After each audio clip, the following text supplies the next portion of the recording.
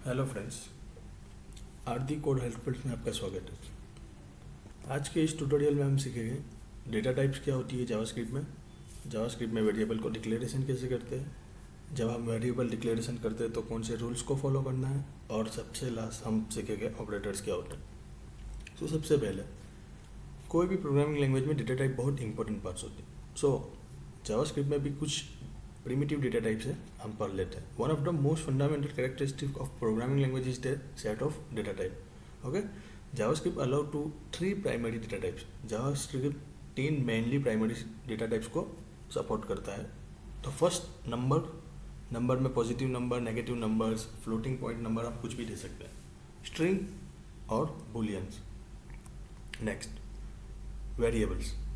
For storing data value for programming use, we can declare that variable. Before you use a variable in JavaScript program, you must declare it. Variable are declared with the variable where keyword. Okay? कोई भी programming language हो, चाहे JavaScript हो या सी हो या C++ हो या जावा हो, PHP हो, हमें पहले क्या करना होता है, वो वेरिएबल को डिक्लेयर करना पड़ता है। जावास्क्रिप्ट में भी वेरिएबल को डिक्लेयर करना ज़रूरी है, लेकिन यहाँ पे वेरिएबल को डिक्लेयर करने के लिए आपको सिर्फ वेयर कीवर्ड लिखना है, आपको डेटा टाइप लिखने की ज़रूरत नहीं है।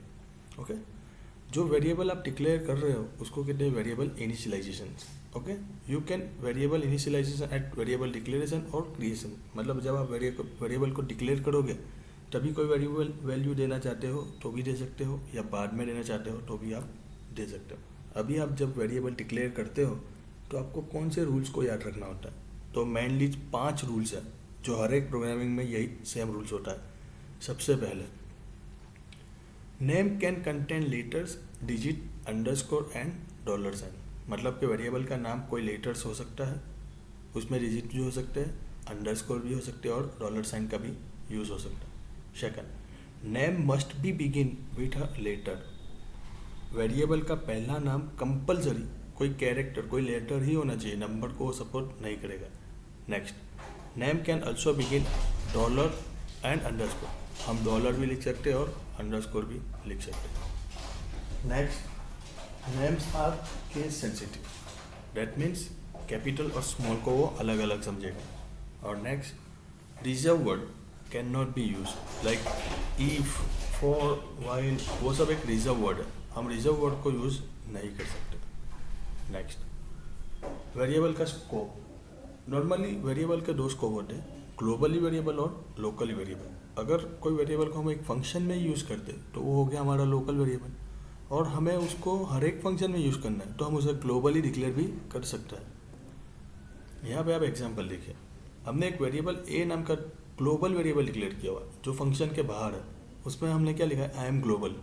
और एक फंक्शन XYZ के अंदर हमने फिर एक फंक्शन बनाया, वेरिएबल डिफाइन किया ए, और उसमें लिखा है आई एम लोकल। तो अब जब हम XYZ में कुछ प्रिंट करेंगे वेरिएबल ए को, तो वो I am local, that means local variable print होगा। और अगर XYZ के बाहर कॉल करेंगे तो वो ग्लोबली कॉल होगा। इसको हम एक एग्जाम्पल के थ्रू समझते हैं। यहाँ पे देखिए, जैसे कि आपको बताया, एक ए नाम का ग्लोबल वेरिएबल है हमारा, ये हमारा ग्लोबल वेरिएबल, और ये हमारा लोकल वेरिएबल। ओके, यहाँ पे एक ही जगह पे हम प्रिंट कराते हैं आई एम लोकल। ओके, अब जब मैं वेरिएबल XYZ में ए की वैल्यू प्रिंट करूँगा कहीं पे भी, तो क्या प्रिंट होगा, आई एम लोकल, क्योंकि वो लोकल वेरिएबल ये फंक्शन के ही अंडर प्रिंट होगा। जबकि फंक्शन के बाहर मैं इसको प्रिंट करूँगा तो क्या प्रिंट होगा, आई एम ग्लोबल। चलो देखते हैं हम इसका आउटपुट। हाँ, एक चीज़ यहाँ पे आपको नहीं मिलेगी कि यहाँ पे हमने ये ABC फंक्शन तो बनाया। अब जब पहले पेज लोड होगा तो XYZ कॉल होगा, मतलब ये वाला। अब ABC कब कॉल होगा, तो यहाँ पे हम फंक्शन कॉलिंग ऐसे भी कर सकते हैं। ऐसे तो हम नेक्स्ट वीडियो में, अपकमिंग वीडियो में फंक्शन के बारे में बहुत सारा पढ़ने वाले, लेकिन अभी जस्ट आप याद ऐसे ट्रिक याद रखिए। इसे रन करवाते हैं।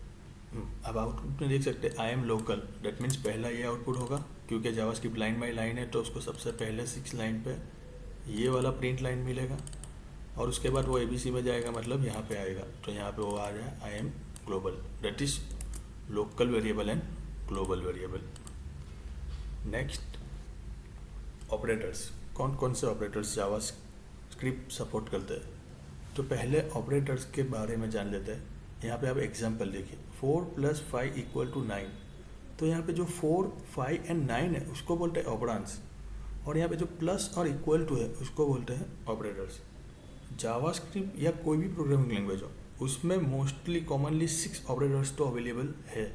Arithmetic operator, increment and decrement operator, comparison operator, logical operators, assignment operator and last one is conditional operator. Okay, सबसे पहले arithmetic operators, plus, minus, multiplication, division and modules.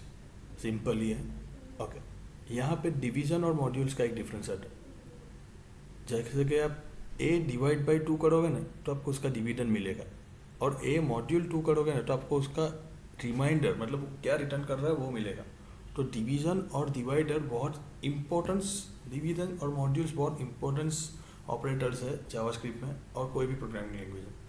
जैसे कि मान लीजिए आपको चेक करना है कि हमारा वेरिएबल, हमारी जो वैल्यू है वो पॉजिटिव है कि नेगेटिव, तो आप ऐसे कर सकते हो, a मॉड्यूल 2 सॉरी, आपको ये चेक करना है कि आपका जो वेरिएबल है वो ऑड है या इवन, तो आप उसको ऐसे चेक कर सकते हो कि a मॉड्यूल 2 = 0।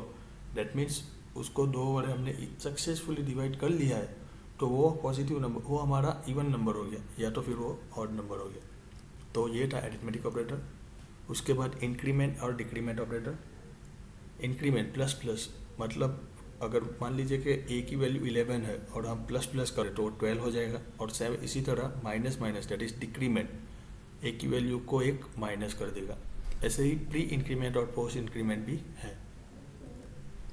कंपैरिजन ऑपरेटर आप देख सकते हैं, डबल इक्वल टू है, that is comparison, equal to, not equal to, greater than equal to, less than and less than equal to. ये सब ऑपरेटर्स का एग्जांपल हम बाद वाले वीडियो में देखेंगे। लॉजिकल ऑपरेटर बहुत यूजफुल है ये भी, एंड ऑपरेटर, नॉट ऑपरेटर और ऑपरेटर। एंड में क्या होता है कि हमारी दोनों कंडीशन राइट होनी चाहिए, तभी वो ट्रू रिटर्न करेगा। यहाँ पे नीचे आप देख सकते हैं कि a की वैल्यू 10 और b की 20 है, तो पहली कंडीशन ट्रू, मतलब दोनों कंडीशन ट्रू है, तो ये ट्रू देगा। अभी सेकंड में देखिए, पहली तो ट्रू है, सेकंड फॉल्स है, क्योंकि b की वैल्यू 20 है और हमने कंपेयर करवाया b = 10, नो, तो यहाँ पे एक कंडीशन फॉल्स हो गई, तो एंड इसको फॉल्स देगा, और यही चीज़ और में ट्रू देगा। क्यों? क्योंकि कोई एक कंडीशन ट्रू हो गई, that is logical operator. Next, assignment operator, equal to, plus equal to, minus equal to, multiplication equal to, division equal to and module equal.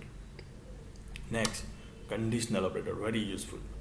The conditional operator first evaluate the expression for a true or false value and then execute one of the two given statement depending upon the value। मतलब जब हमारी कोई एक छोटी if condition है जो एक ही statement में फिनिश हो जाती है, तो कंडीशनल ऑपरेटर यूज़ करना बेहतर रहेगा।